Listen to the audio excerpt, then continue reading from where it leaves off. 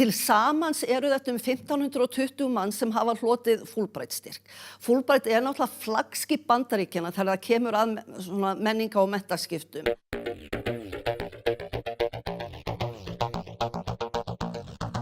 Í febrúar árið 1957 undirrituðu ríkisstjórnir Íslands og Bandaríkjanna samning margvísleg menningarsamskipti.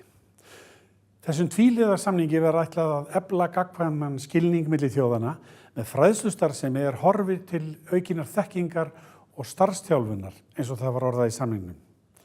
Þetta samstarf inn af nokkrum áætlunum Bandaríkjanna menningarsamskipti sem ætlar að bæta fjölmenningarleg tengsl og menningarlega hæfni fólks í Bandaríkjunum og annarra landa.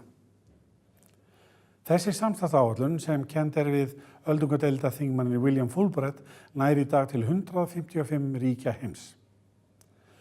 Fulbright-stofnunarinnar á Íslandi starfa með fjárveitingum Bandaríkjanna og Íslands. Starfsemin felst í því að efla samskipti ríkjanna á sviði mennta, vísinda og lista. Stofnunin hér á landi rekur styrkjaáætlun og ráðgjafarmiðstöð sem kennd við Education USA.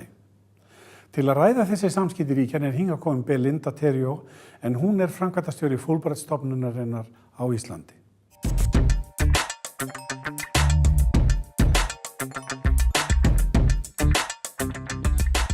Velkomin Belinda. Takk. Kannski fyrst, hver Belindu Theriault? Já, ég sem sagt menntuð með mastergráðu í alþjóðasamskiptum frá Johns Hopkins School of Advanced International Studies í Washington. Fyrir nokkrum árum bætti ég svo við með MBA-gráðu hér í Háskólanum í Reykjavík sem var gríðarlega skemmtilegt. Ég hef svona unnið mest í tengslum við alþjóðlegt samstarf á mínu starfsferli. Ég var í mörg ár hjá Alþingi, fyrst sem sérfræðingur og síðan lengst af sem forstöðumaður á alþjóðasviði. Ég vann líka í 3 ár hjá EFTA í Brussel, sem starfsmaður þingmannanefnda EFTA og EES. Ég hef unnið ýmis ráðgjafarstörf líka. Ég var 1 ár að vinna ráðin inn í fjármálaeftirliti til að vinna sérstakt verkefni á sviði Evrópusamstarfs. Og svo hef ég gefið út litla barnabók sem ég stolt af, Birta Brött og Bleik, og vann ýmis verkefni í skólum þar sem var lögð áhersla á að efla gagnrýna hugsun og víðsýni. Og frá 2011 hef ég svo verið hjá Fulbright-stofnuninni. Segðu hvað aðeins frá Fulbright-stofnunin. Hvað gerir Fulbright-stofnunin? Já, sem sagt Fulbright-stofnunin stofnun sem hefur verið hér frá 1957 en auðvitað hefur tekið breytingum í gegnum árin. Fulbright-stofnunin, það sem ég finnst mikilvægt kannski að koma til skila að Fulbright-stofnunin tvíhliða stofnun og sem sagt það annars vegar menntamálaráðuneytið á Íslandi og sendir á Bandaríkjanna á Íslandi sem að í rauninni fara með framkvæmd samningsins fyrir hönd samningsaðilanna og það stjórn yfir stofnuninni þar sem sitja jafnmargir Bandaríkjamenn og Íslendingar. Og hlutverk stofnunarinnar að efla þessi tengsl á mentasviðinu, vísindasviðinu, listasviðinu á milli landanna. Og það auðvitað unnið í grasrótarstarfi sem ég tel mjög mikilvægt. Það mikilvægt að gefa fræðimönnum tækifæri til þess að vinna með erlendum kollegum. Það mikilvægt að gefa efnilegu ungu námsfólki tækifæri til þess að kynnast annarri menningu og öðru landi vel og bindast svona vináttuböndum. Og mikilvægt að gefa líka listafólki tækifæri til þess að fá innblástur annars staðar frá. Og það í rauninni hlutverk stofnunarinnar. Hvert umfang þessa starfs? Það hefur verið misjafnt eftir árum og áratugum hversu mikil starfsemin hefur verið. Við stóðum frammi fyrir ákveðinni krísu í kringum fjármálahrunið og þegar ég kom inn 2011 þá var næstum því búið að loka stofnuninni og sem hefði ekki verið gott vegna þess að þó að Fulbright sé í yfir 150 löndum í heiminum, þá eru bara 49 Fulbright-stofnanir. Og þar sem að stofnun starfandi starfið langsterkast og þar líka það á jafningagrundvelli á milli gestgjafalandsins og Bandaríkjanna.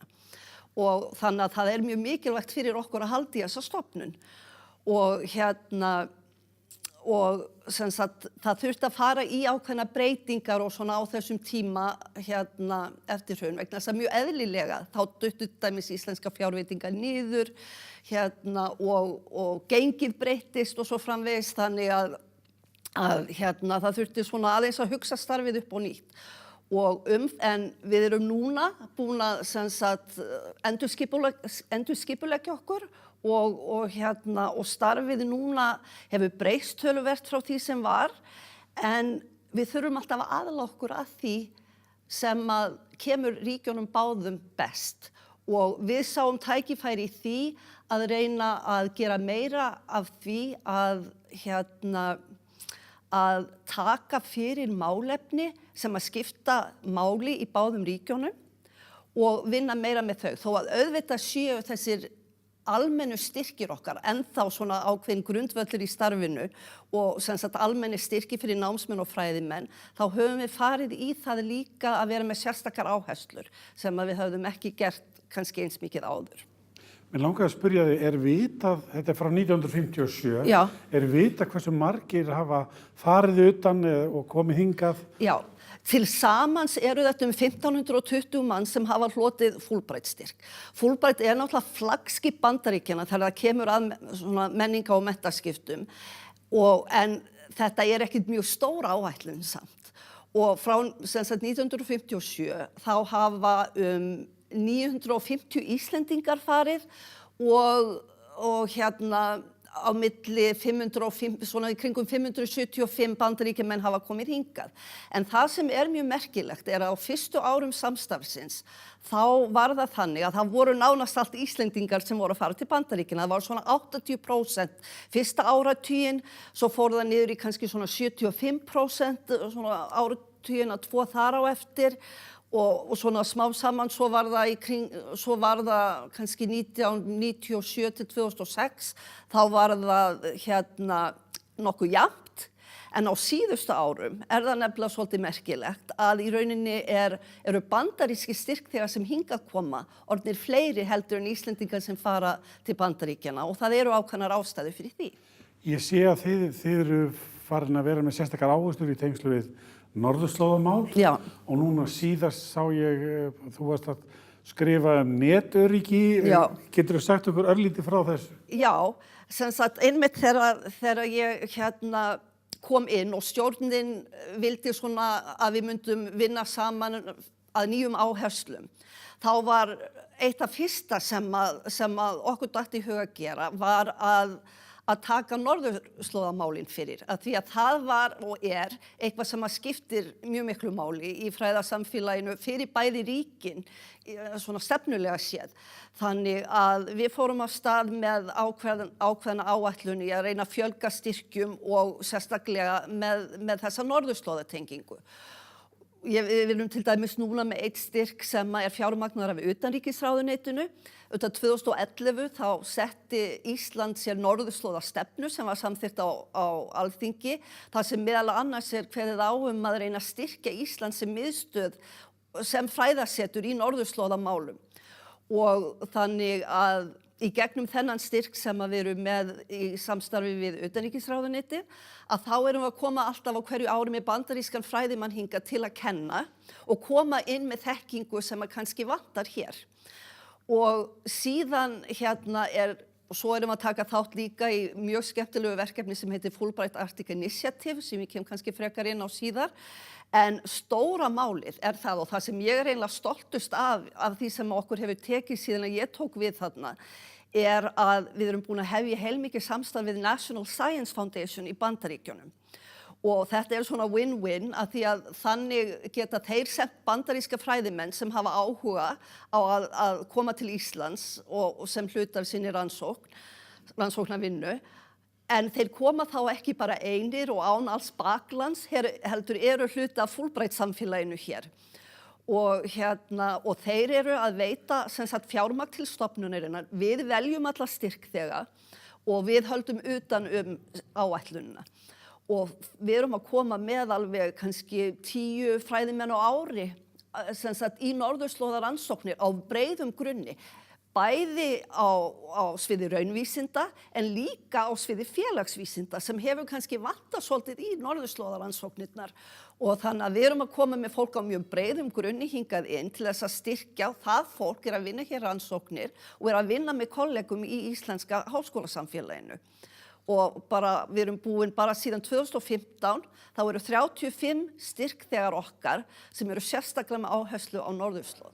Örstuðt netöryggi? Já, að því að svo höfum við líka einmitt og það er svo spennandi líka að eftir að norðurslóðasamstarfi fór á stað og það var ánægja með það. Það voru ákveðnar raddir innan NSF á sínum tíma sem voru ekkert ofboðslega hrifnir af þessu og Fulbright og NSF hafa aldrei starfað saman með þessum hætti áður og litla Ísland, og ég er rosalega stolt af þessu, eina landið sem hefur náð svona samningi við National Science Foundation. Og þegar var komin reynsla á það, þá ræddi ég við mann þar sem í netöryggismálum og kollegi minn sem þar í norðurslóðamálunum kom okkur saman. Og sannfærði hann að koma í samstarf við okkur á sviði netöryggismála því að maður sér að það eitthvað sem hefur á síðustu árum verið að koma upp sem rosalega stórt og mikilvægt mál. Þannig að við erum búin að koma núna með 5 styrkþega til landsins á vegum NSF. Við höfum bæði komið með fólk sem meira svona policy tengt en líka sérfræðinga í tölvunarfræðum sem hafa komið inn og verið að vinna bæði í HR og HÍ. Og stefnum á það að gera meira af þessu. Við höfum líka, bara svo ég bæti einu við, til dæmis mjög skemmtilegt verkefni. Þegar Ísland var að fara að taka á móti flóttamönnum frá Sýrlandi, kvótaflóttamenn í fyrsta skipti í þessu verkefni, þá hafði ég samband við velferðarráðuneytið og við gátum á þeim tíma boðið þeim sérfræðinga til þess að koma inn og hjálpa við undirbúning. Og þessir sérfræðingi, 2 ráðgjafar frá Bandaríkjunum komu sitt hvort árið, fóru út í sveitafélögin og unnu með fólkinu sem var að fara að taka á móti kvótaflóttamönnum, bæði fólk frá sveitafélögunum, frá stofnunum, frá Rauða krossinum og þetta mæltist alveg afskaplega vel fyrir. Það kraftur í samstarfi Bandaríkjanna og Íslands á þessu sviði. Já, og þetta er svo jákvætt og við fáum Íslendingar svo mikið út úr þessu samstarfi og ég get sagt það að í flestum vestrænum ríkjum eru samstarfsríki Bandaríkjanna að leggja mun meira fjármagn í þetta heldur en Bandaríkin gera því þau sjá svo mikla möguleika í því að nýta Fulbright-samstarfið. Hér það nú ennþá þannig að við erum að borga kannski svona 1/3 af kostnaðinum en erum að fá rosalega mikið út úr þessu sem greitt annar staðar frá.